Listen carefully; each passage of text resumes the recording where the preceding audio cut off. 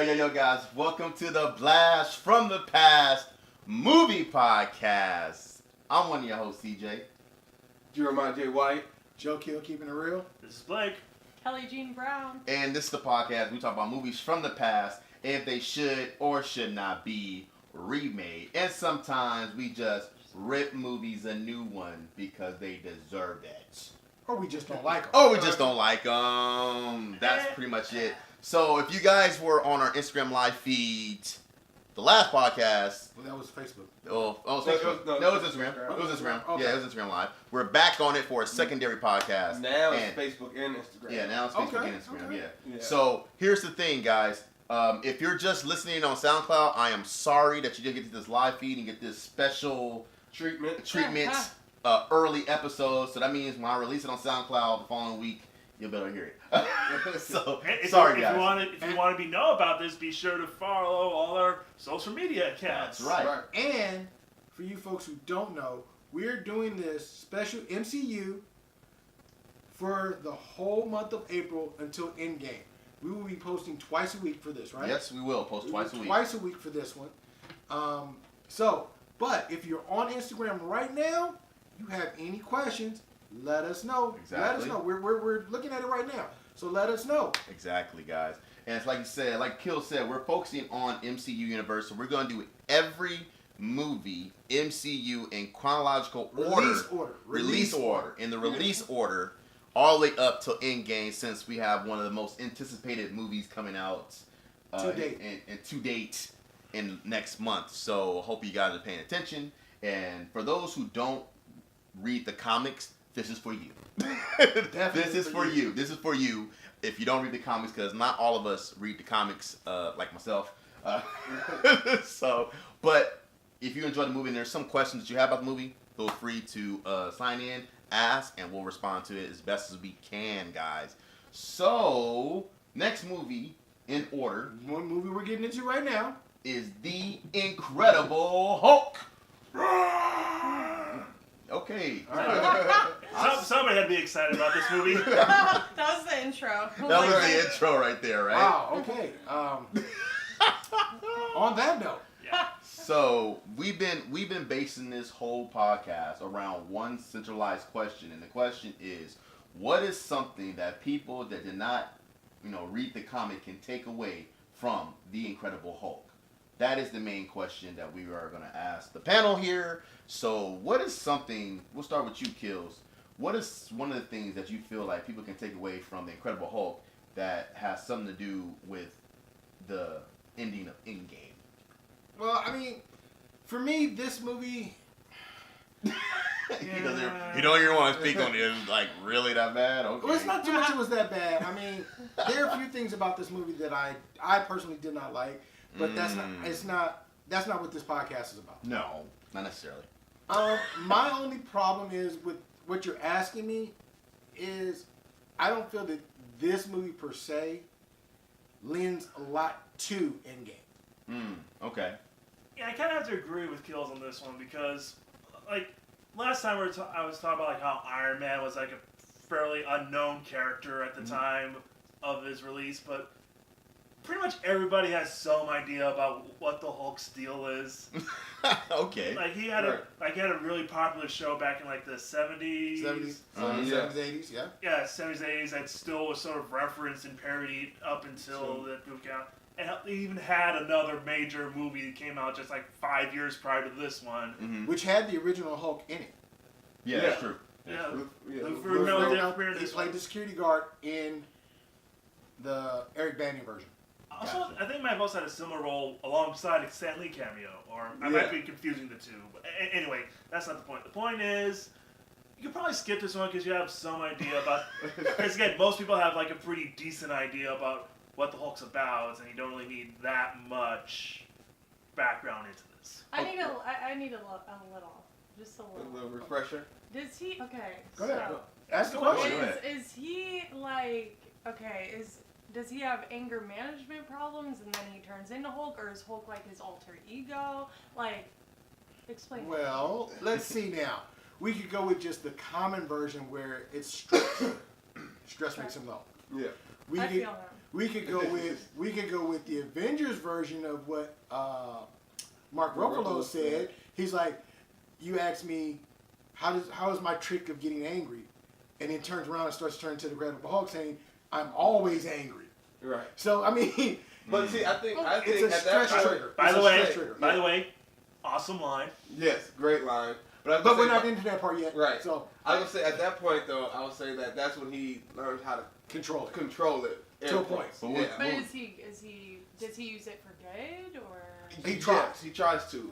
Okay. He points it to like he's like, oh, that's a bad guy. Yeah. Well, that's what takes place in the movie because he even says that. Yeah. He once he turns into the Hulk, it's a giant rage monster. That's Yeah. all it is. It's destruction Right. until he calms down. He's a toddler. He's a toddler with a temper tantrum. Yeah. Honestly, that's like again, if you had to take something like that's pretty much the Hulk's deal. Every time he goes big and green, he always just, besides yelling Hulk smash, he just shouts, "Leave me alone!" Right. Because again, like he's just this big guy, can't really control his strength. He just wants to be left alone. But every time he transforms, the freaking military shows up and shoots at him. How did he get I There don't are know. several different origin stories. Okay. But for the sake of this movie, because again, Well, this movie does kind of pick up on the same origin story that's as true.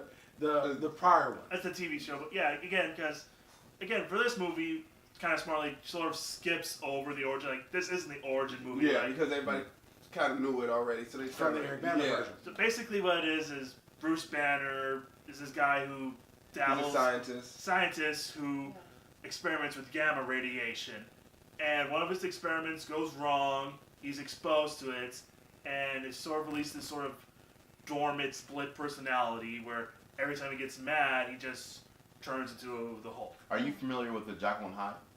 Dr. Jekyll, Mr. Hyde. Yeah. Are you It familiar sounds with? familiar. That's Okay. basically this. Yeah. Yeah. Right. Oh, okay. Only difference is Jekyll knew what he was doing. Okay, it's all vaguely there.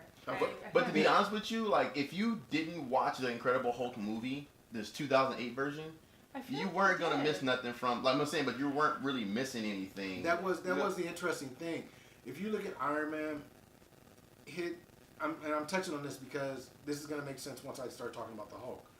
If you look at Iron Man, his villains from Obadiah Stane to the Mandarin, those are all iconic kind of villains. Yeah. They're gonna make another. They were talking about making another Iron Man to actually bring in the true Mandarin. Yeah, Mm. yeah. But Again, we'll get into that when we get to Iron Man 3. Well, yeah. Anyway, but all of the Hulk's villains have really not been anything to talk about. Honestly, when it comes to Hulk villains, I can only think of like two right off the bat, and they both kind of appear in this movie. Yeah. Leader and Abomination. Yeah. But both those characters, Leader, you really didn't see much of Leader. Yeah. Again, you teased it, but This season he should come back at some point because And to me, in the Avengers, that would be perfect. yeah, because it's a smart guy. He's a super genius guy. Yeah, basically take the Hulk, who's a giant rage monster, and just put all of that energy into your brain. That's Leader. Okay. That's basically what he is. Mhm. He is the brainy version of the Hulk. Hulk's super strong, Leader's super smart. Yeah, I mean, it's one of those. It's literally one of those movies. Like I said, though, if you were just like, oh, somebody said you have to watch these movies all the way up to Avengers to get everything, Yeah. you really didn't need to know. Because I Right. mean, Hulk is basically the concept is Hulk. It gets angry Yeah. and he smashes things. Yeah. That's Until my we get into memory. Until I we mean, get to the Avengers. until we get to the Avengers, until we get to Thor Ragnarok later That's- on. You know, and that's we'll- Avengers. actually, Yeah. I have a theory about why this movie doesn't really connect that much to the rest of the MCU. I have a theory about it too. I want to see if it's the same one. But go ahead. Can I say it? Ed Norton? Oh no, my bad. No, okay, this has nothing to do with Ed Norton, which, again, from what I've heard, is kind of hard to work with, which might be why he was replaced with Mark Ruffalo. But anyway, besides that, I have this theory, like, nobody at Marvel really knew how successful Iron Man was going to be. So the Hulk was mostly standalone, but then they realized, oh man, we're getting some good buzz on this thing. Then they did some reshoots. They worked in a S.H.I.E.L.D. reference. And then you get to the end credit scene where it's General Ross drinking at a bar, upset that he lost the Hulk again. Then Robert Downey Jr. walks in and says, I hear you have a bit of a monster problem. Well, I'm sort of putting together a team to deal with something like that. So again, it's sort of set up again to the Avengers that would eventually happen. So again, they knew, oh, okay, Iron Man's doing good.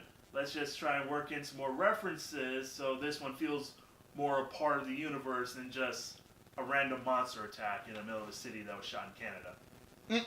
See, my theory is that because Hulk doesn't talk throughout the movie, that people couldn't relate to him. Even though you can kind of relate to Edward Norton, but if you don't have if you're like, I don't get that mad. Like for me, when I get mad, I can control my anger. So I'd be like, oh, okay, well he just gets mad and he fights. And I'm like, all right, that's cool. But I think people that's not we they disassociate them. But that's what come with Thor Ragnarok. People are like, oh, Hulk was amazing. Thor, he was talking. Yeah. And also in the first Avengers, when he goes puny god or whatever it is, you go, oh, he's starting to get intelligence as he's angry. Like you realize he's smarter than what he is. And Mark Ruffalo, i.e., I'm always angry. I'm always mad. Hashtag best banner. Right, exactly.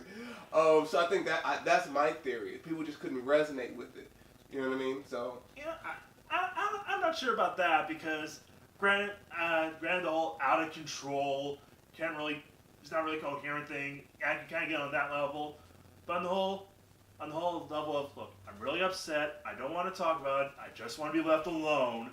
I think everybody can sort of relate to that a little bit. I get that part, but for the normal moviegoer, I don't think they even catch that part of it. I think they just go, he's mad, he's fighting everybody, he's a toddler. You know what I mean? Like that's how I brought that. Well, what you get from it, Kel? When you saw it, what you get from it like that? I don't even remember which one I saw, but because there have been so many. They're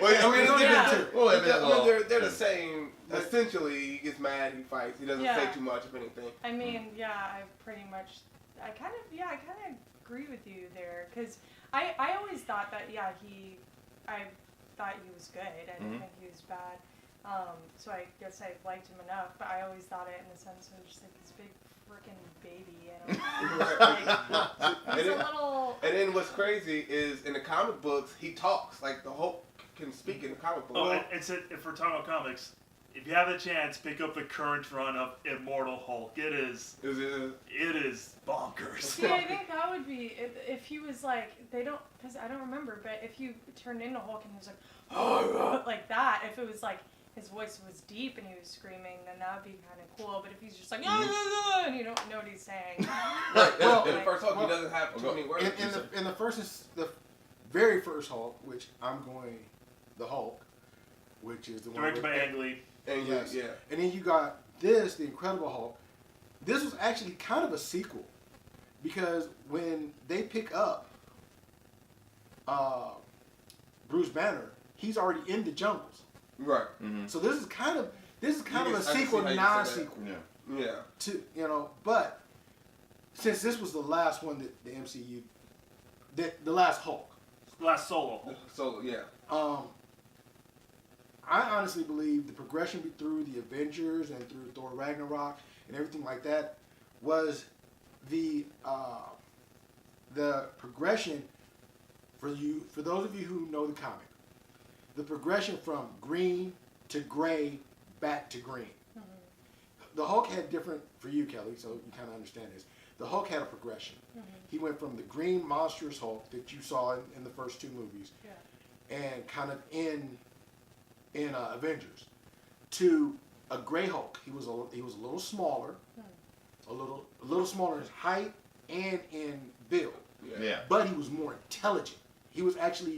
He kept Banner's intelligence. Then when he went back to the Green Hulk, he got the size, height, build, and everything like that. Because the theory of the Hulk is the angrier he gets, the bigger he gets. Mm-hmm. But in the second version of the Green Hulk, he kept his intelligence. So he was the perfect machine. Yeah. And I think that's the progression that's showing in through the movies. Yeah.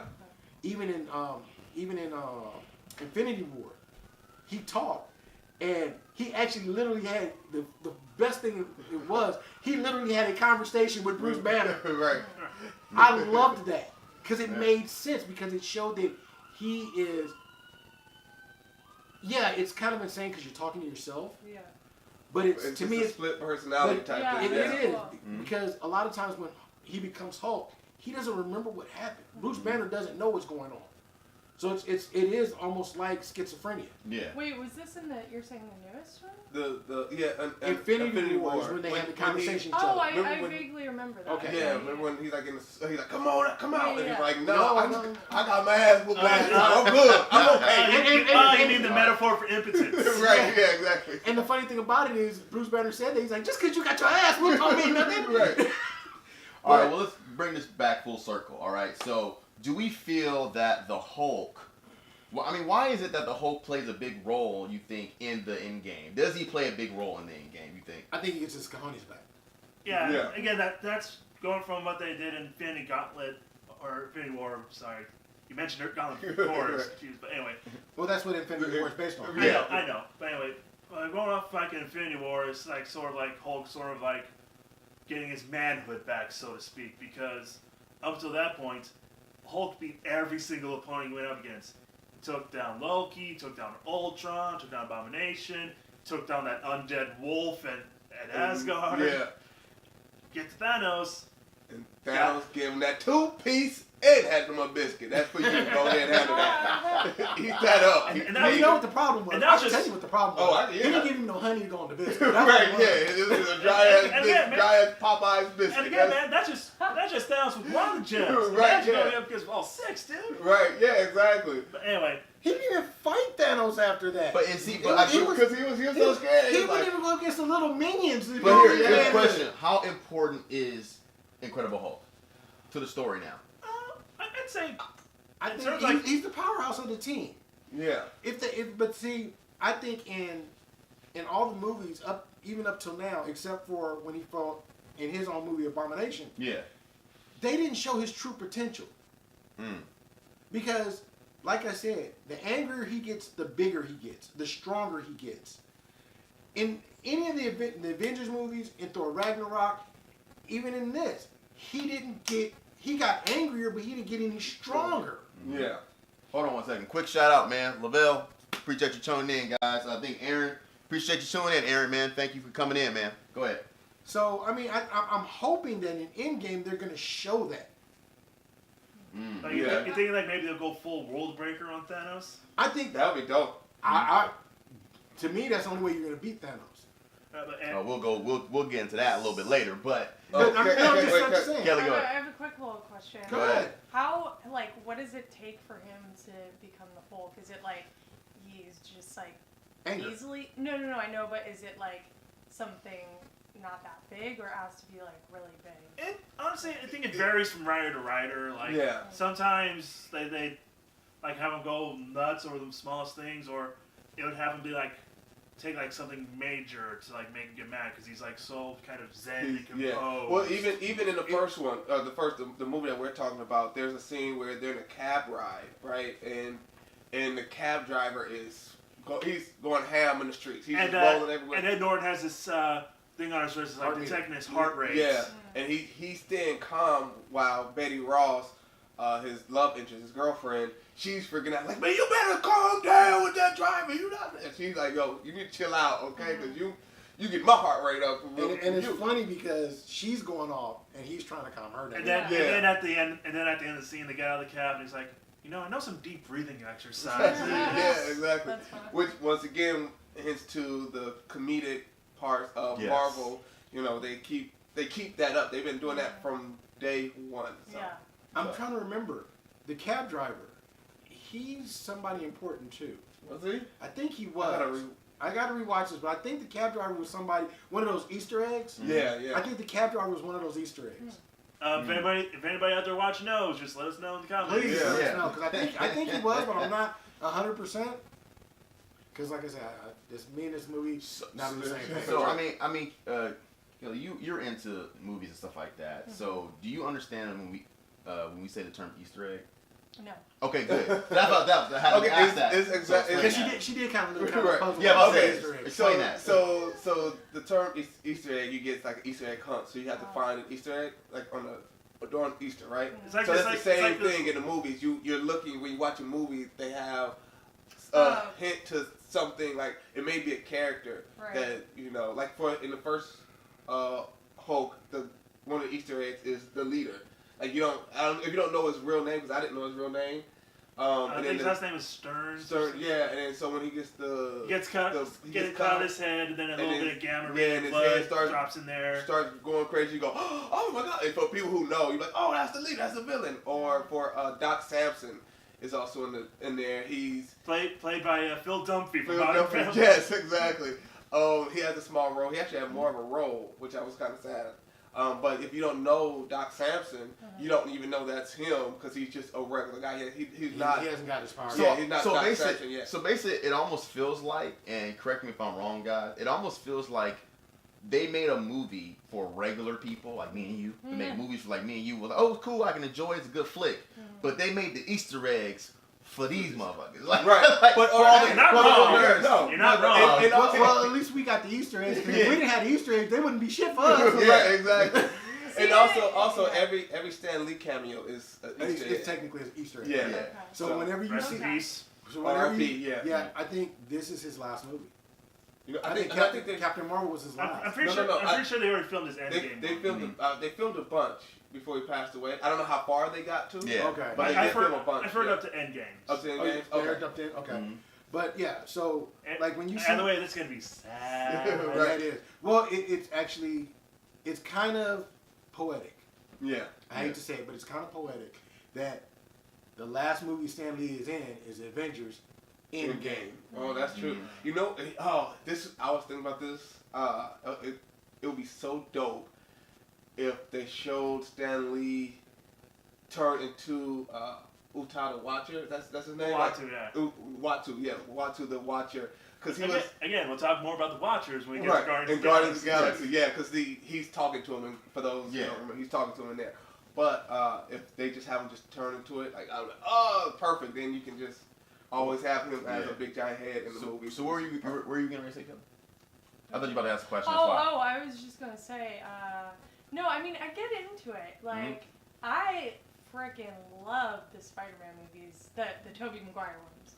But you guys already did those, right? But it's not an MCU one.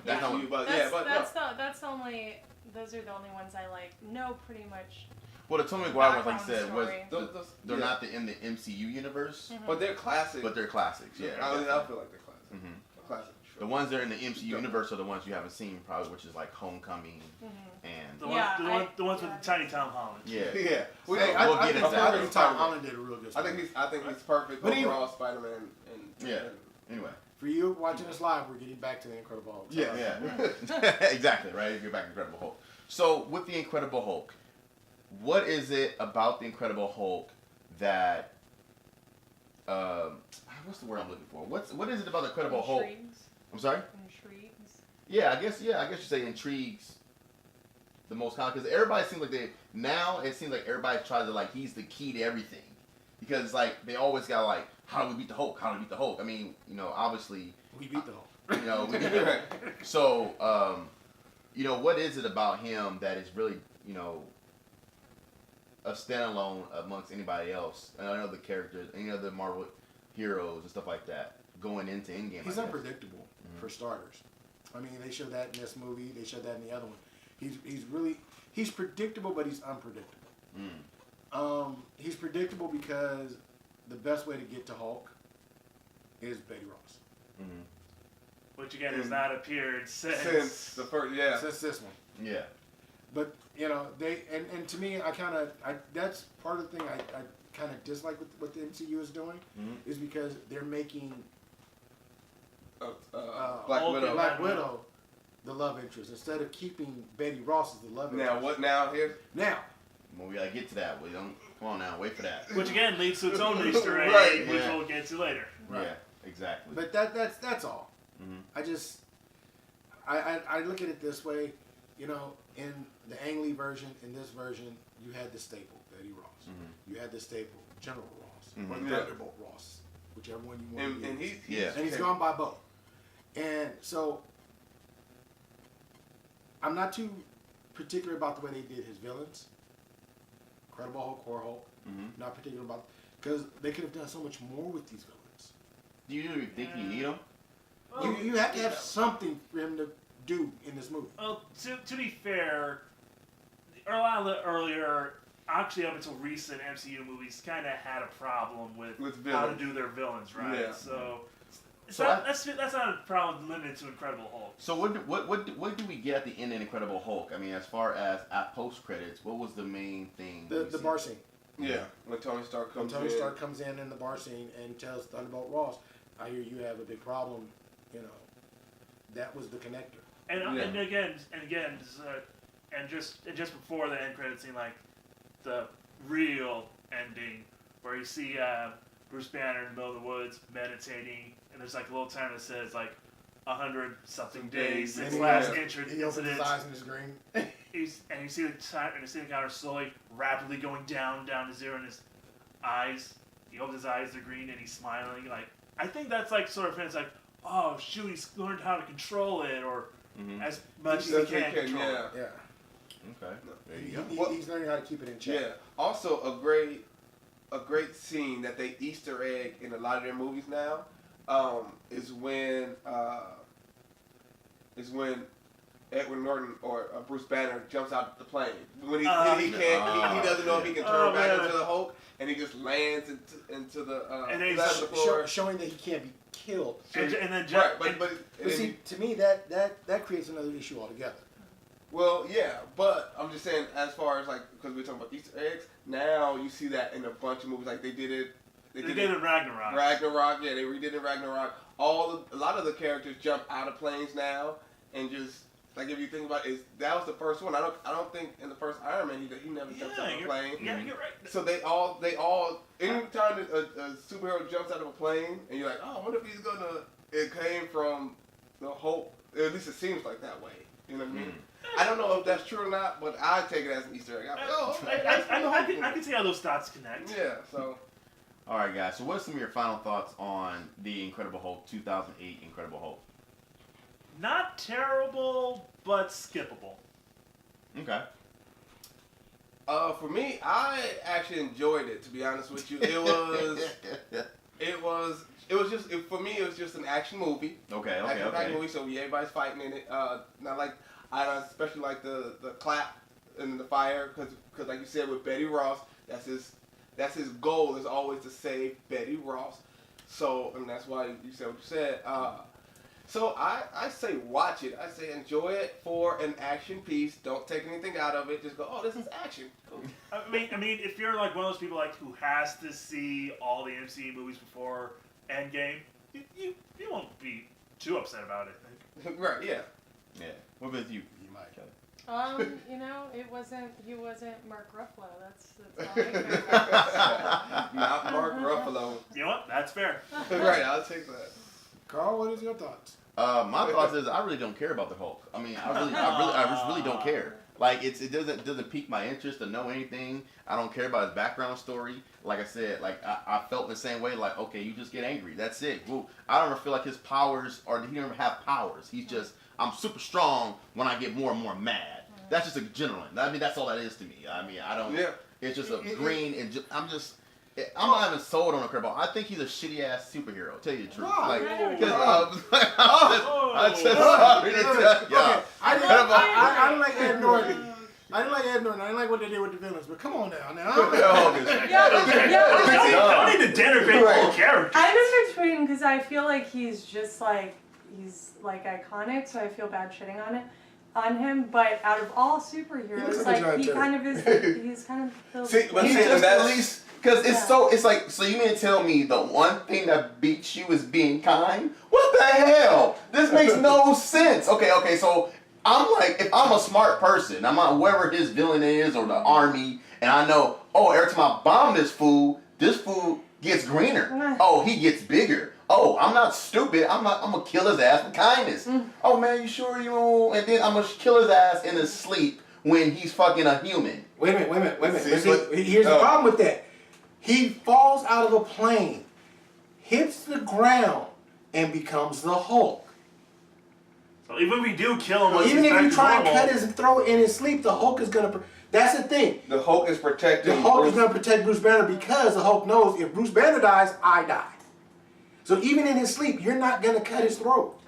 So you may tell me he's immortal.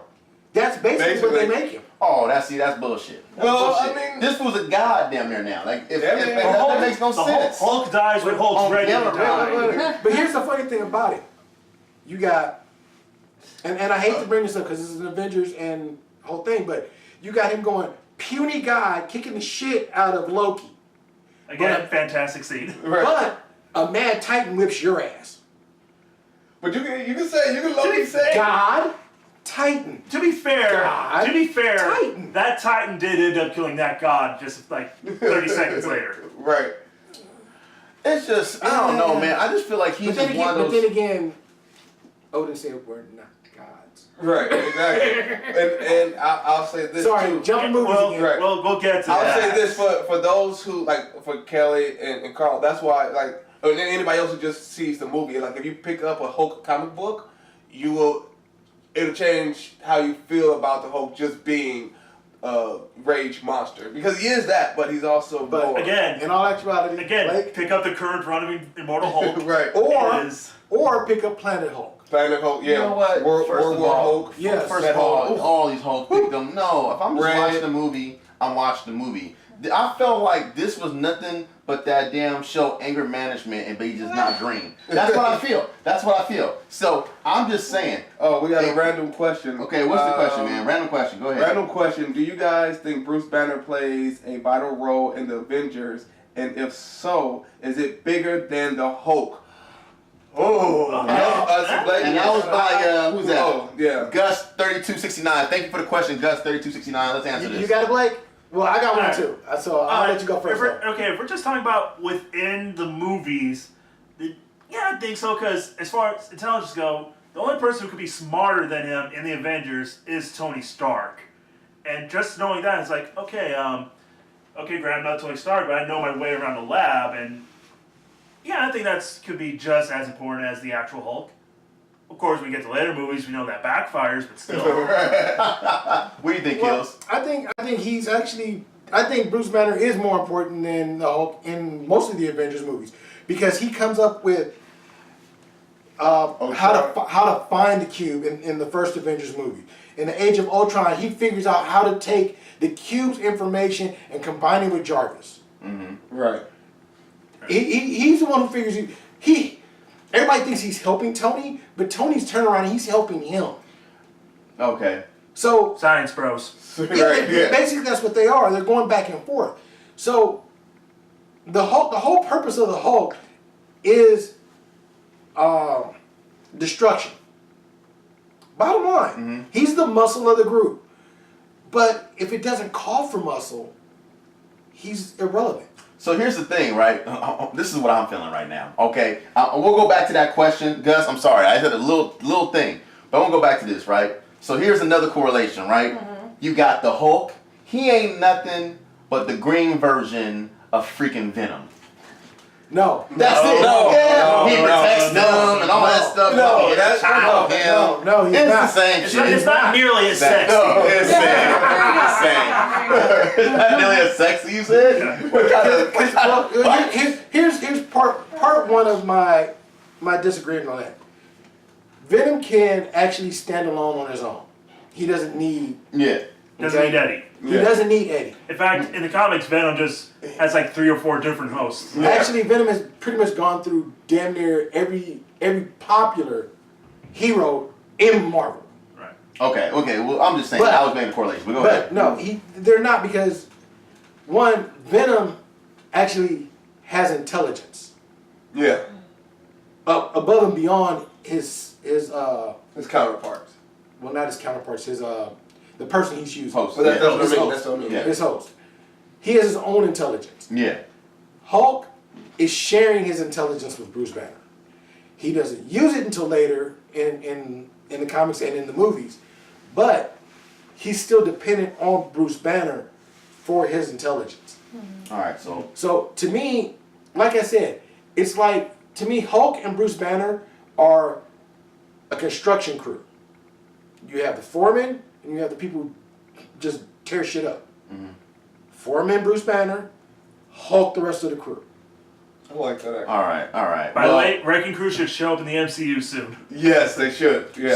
They shouldn't. no, They wait, shouldn't. so let's get back to Gus's question though. So did you finish out Gus' answer?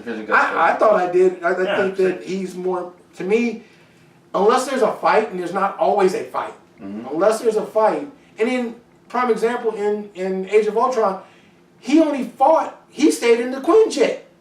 When they went to go deal with the black market people, he stayed in the Quinjet, and they got screwed. So no, I think Bruce Banner is more important than Hulk is. I have to agree. I think this is my theory. I haven't looked at anybody else's theory just because I don't want to ruin anything for the movie for myself. But my theory is that Bruce is going to actually, maybe Bruce and Tony are going to figure out a way to bring the snapped people back. Like, I feel like they're gonna somehow.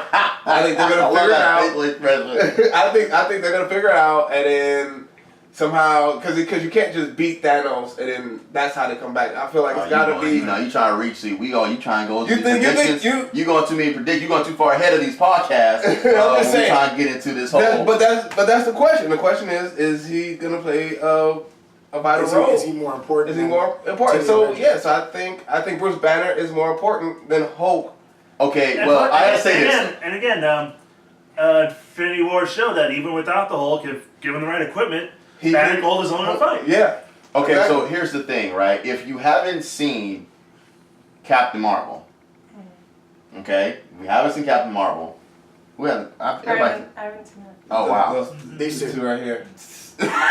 I'm seeing it tomorrow. No, time out. No, sorry, sir. It's been well over enough time, so you're gonna get this spoiler. Oh, please. Oh yes. Been like it's been 4 days. It's been more than 4 days. Okay, a week. It's been more than a week.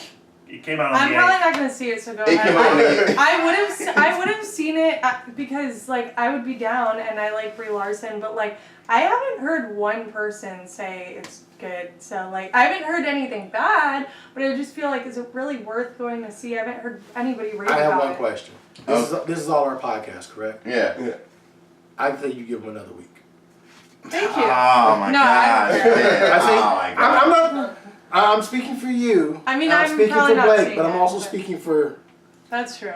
You might have. Hey, Give yeah, him you- another week. Not everybody who's watching or listening has seen Captain Marvel Give yet. him another week, sir.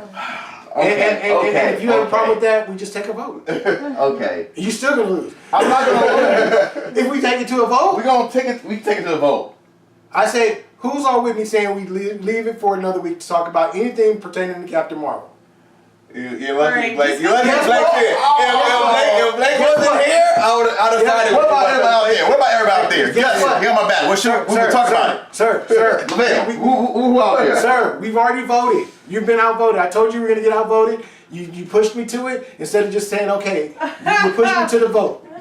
You know what? I feel like you're like the Hulk a little bit. Yeah, right, You're a little toddler now. Smoke smash them. But wait, No, I want to do it It's again. starting to Not turn a fair little job. No, it's just because I'm like, dude, you Gus- have Gus- well over a week. Gus said, go ahead and spoil that. See? No, See? He said, it's all good. Gus, That's still 2 against 4. Gus, if he doesn't, I'm gonna do the what's it called? You don't remember.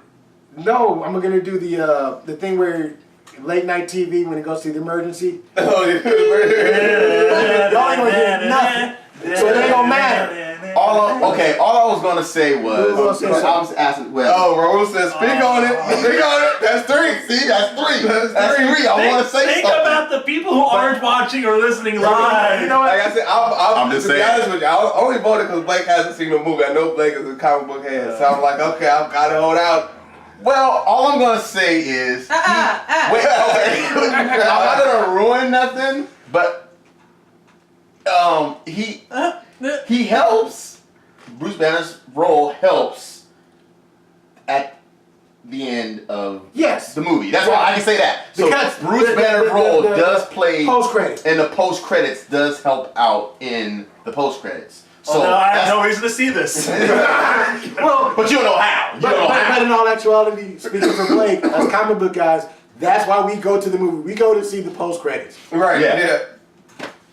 You know what's so funny? Here's a quick question before we get out of here because we've gone a little longer than we're supposed to. But here's a quick question: if you just saw all the post credits, They would still make sense. will it still make sense? They would still make sense. If you just saw the post credits They on would each still make movie of the Marvel sense. Well, Universe, yeah, it would make sense to us because in context, you know who these characters are, but just somebody who just put up a compilation of all the different end credit scenes. They yeah. wouldn't know who. They'd be like, okay, so the eye patch guy talking to the goatee dude is at least the goatee dude talking to this dude in the bar. But it's for now real.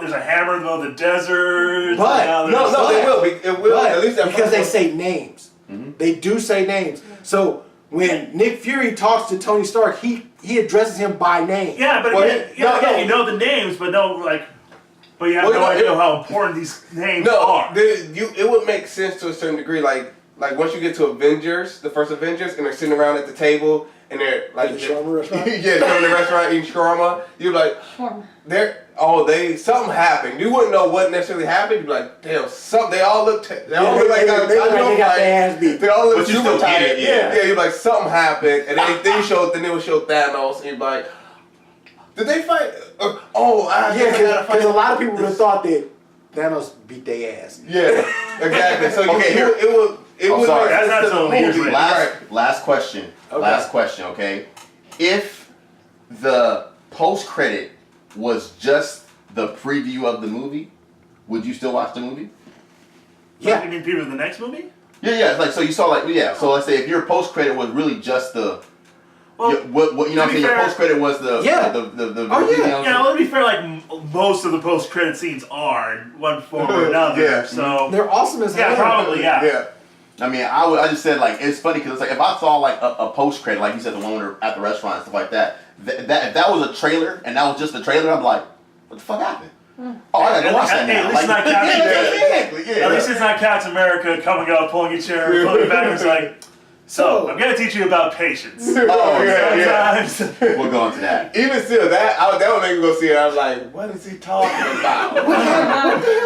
What patience do I need to see? Well, that's been the Incredible Hulk, guys, and we're going to continue with this MCU universe, like I said, all the way up until Endgame. So there's going to be lots of stuff going on. So once again, guys, this has been The Blast from the Past Movie Podcast. I'm one of your hosts, CJ. Jeremiah J. White. Joe Kill apologizing for all you guys who like the Incredible Hulk. This has been Blake, and I'm surprised you got as much material out of this movie as we did. That's true. Kelly Jean Brown. And we be out. Peace. Peace.